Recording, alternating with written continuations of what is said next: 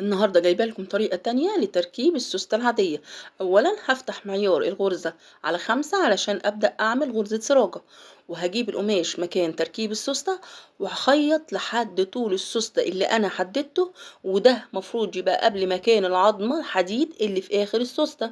وبعدها هبدأ أرجع الغرزة زي ما كانت، وهخيط وهعمل فرماتورة وانزل لحد آخر القماش. وبعدين هجيب المكوة وهبدأ أفتح الخياطات.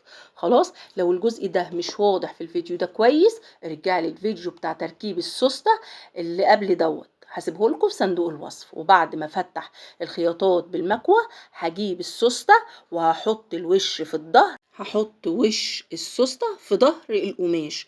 خلاص، يعني اللي باين قدامكم دوت ده ظهر السوستة. خلاص، وبعد كده هدبسها بالدبابيس وهاخد وهخيط على 1 سنتي من الشمال، وبالعرض 3 سنتي، هم دول 3 سنتي، 3 غرز قصدي، و3 غرز شمال و3 غرز يمين، وهطلع على فوق تاني ب1 سنتي ناحية اليمين.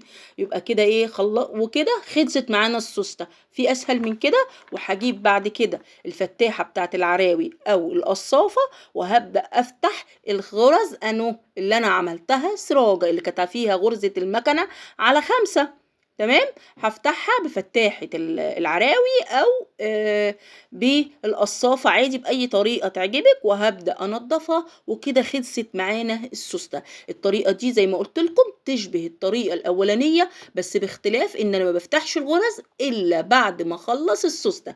خلاص، ارجعوا الفيديو الأولاني وما تنسوش تعملوا لايك وشير علشان الكل يستفيد.